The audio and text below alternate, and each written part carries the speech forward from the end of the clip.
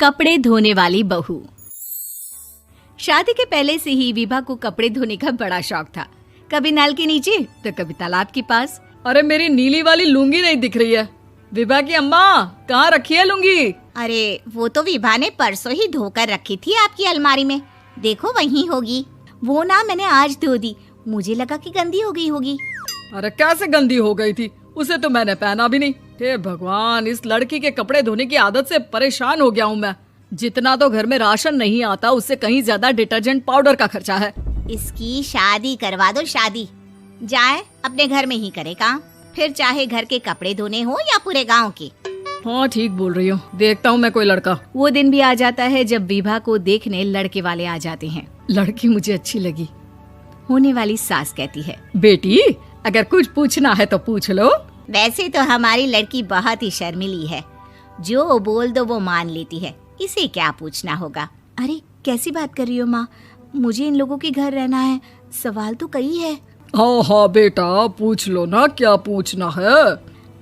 आप लोगों के घर कपड़े कौन धोता है? सास का मुंह बन जाता है। देखो, अगर तुम ये कहना चाहती हो कि तुम्हें कपड़े धोने नहीं आते तो सुन लो, कपड़े मैं ही धोती हूँ, लेकिन तुम्हारे आ जाने के बाद मैं रुमाल तक नहीं धोऊंगी। अरे चुप रहना भाग्यवान, बहू बेचारी घर आई नहीं, उसे डराना शुरू कर दिया। वो क्या है ना बिटिया, अभी तक तो ये कल्लू की माँ ही धोती थी, लेकिन अब तुम्हारे पापा तो दहेज में वॉशिंग मशीन देंगे ही। तभी विभा की माँ बोल पड़ती है, सवाल भी पूछा तो क्या। वैसे भाई साहब, मशीन की तो फिर भी कपड़े धोने की कैपेसिटी होती है। मतलब जो बिटिया दे रहे हैं ना विभा, इसे कपड़े धोने का बहुत शौक है। ये आप लोगों के क्या, आस पड़ोस गांव मोहल्ले सबके कपड़े धो दे और उफ तक ना करे। बाहर देखा नहीं आपने कितने कपड़े सूख रहे हैं? सब हमारी बिटिया ने ही तो धोए हैं। बस भी करो ना माँ, शर्म आ रही इतनी तारीफ सुनकर। और तो और एक दाग निकाल कर दिखाओ तो मान जाऊं। हाँ अच्छा, माफ करना बेटा, मैंने गलत समझा। हमें तो रिश्ता बहुत पसंद है। और ऐसे जुड़ जाता है रिश्ता कपड़े धोने का शौक रखने वाली विभा का। उसकी शादी हो जाती है कोयला फैक्ट्री में काम करने वाले कल्लू के साथ। शादी के बाद अचानक विभा चिल्लाती हुई सास के पास आती है। सासू माँ, अरे सासू माँ कहाँ है आप? ये तो धोखा है, धोखा दिया आप लोगों ने मुझे। इसे ससुर के चक्कर के बारे में पता चल गया। अरे तो उसमें तुझे क्यों धोखा मिला है? अरे नल में पानी नहीं आता, कपड़े कैसे कब धुलेंगे? अच्छा, तू पानी नहीं आ रहा उसकी बात कर रही है। तो आपने क्या सोचा? कुछ नहीं। अच्छा, तेरी माँ ने कहा था कि कपड़े धोने का शौक है तुझे, याद आया मुझे। शौक बोलकर कपड़े धोने वाले मेरे जुनून को कम ना आके सासू माँ, कपड़ा धोना मेरा गुरूर है। तभी पति भी वहाँ आ जाता है। अभी मैंने इसे सनी देओल की फिल्म दिखाई है, उसी के डायलॉग मार रही है माँ। अच्छा सुन, साफ साफ बता रही हूँ, पानी सुबह 4 से 6 और शाम को 10 से 12 आता है, समझी? विभा टाइमिंग सुनकर हैरान हो जाती है। ये क्या भूतों का मोहल्ला है? सुबह 4 बजे उठकर कौन कपड़े धोता है? 4 बजे टंकी में पानी जाता है, फिर सारा दिन धोना ना, किसने मना किया?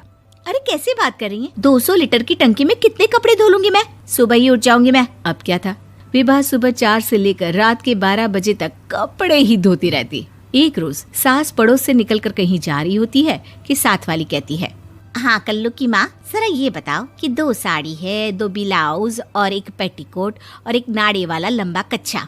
हाँ तो? अरे तो क्या, कितना लोगी धुलाई ये बताओ। धोबन दिख रहे हैं हम क्या?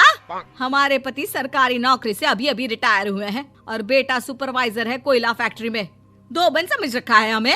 हाय रे कल्लू की अम्मा, माफ कर दो, वो तो मोहल्ले में यही सब बता रहे थे कि तुमने बहू को कपड़ा धुलवाने के काम में लगा दिया है। सास को पड़ोसन की बात सुनकर गुस्सा आ जाता है। वो घर पहुंचती है जहां घर के बाहर ही इतने सारे कपड़े सूख रहे होते हैं जितने कि किसी धोबन के घर पर। अरे ओ कल्लू की दुल्हन, बाहर निकल। माँ जी यहीं आ जाओ, बाथरूम में चादर धो रहे हैं हम। अरे अभी हम धोते हैं, तुमको बाहर निकलो। ये आस पड़ोस वाले बोल रहे हैं कि हम बहू से कपड़े धुलवा कर उसे कपड़ा धोने वाली बना दिए हैं। अरे छोड़ो ना माँ जी, किन लोगों की बातों में आती हो? आस पास के लोगों का तो काम ही होता है कि वो किसी तरह सास बहू को लड़ा दे। बहू सारे घर के कपड़े धोती है, ये क्या कम है? बोलिए। सास को भी लग जाता है कि वो बहू का ये सनकीपन नहीं छुड़वा सकती, इससे अच्छा है कि खुद ही चुप हो जाए। एक रोज सास और बहू मंदिर जाते हैं, जहाँ सास की साड़ी वहाँ खड़ी भीख मांगने वाली से मिलती है। माँ जी क्या बात है, आपकी साड़ी उस भिखारन से कितनी मिल रही है ना? हाँ हाँ देखो तो, दोनों की साड़ी मिल रही है। क्या बात है कल्लू की अम्मा, तुम खुद को तो अफसर की बीवी बताती हो और ऐसी सिंपल सी प्लेन साड़ी पहनकर घूमती हो। सिंपल और प्लेन नहीं है ये साड़ी। तो क्या सोने के धागे से फूल बने हैं? कुछ भी सासू माँ, कुछ भी। हाँ बने थे इस साड़ी में सोने के धागे से फूल। मेरे पति लेकर आए थे मद्रास से स्पेशली मेरे लिए 10,000 की। ताहे भाई साहब इस भिखारन के लिए भी सेम टू सेम साड़ी लेकर आए होंगे 10,000 की। सास उस वक्त तो कुछ नहीं कहती, लेकिन बहू के साथ घर आती है और अलमारी से एल्बम निकाल कर लाती है। ये साड़ी देख रही है, ये वही साड़ी है जिसे मैंने अभी पहना था। इस साड़ी में ये जो चमकदार फूल दिख रहे हैं ना, ये सोने के धागों से काढ़े गए हैं। लेकिन तू लोकल वॉशिंग मशीन ब्रश से घिस घिस कर सारे फूलों को निकाल कर साड़ी प्लेन कर दी। मुझे माफ कर दीजिए सासू माँ। और तो और, जब मैंने तुझे तेरी गलती के लिए कुछ नहीं कहा, लेकिन तूने तो सबके सामने मेरा मजाक ही बना दिया। क्यों? बहू को समझ में आ जाता है कि अब से उसका कपड़े धोना बंद।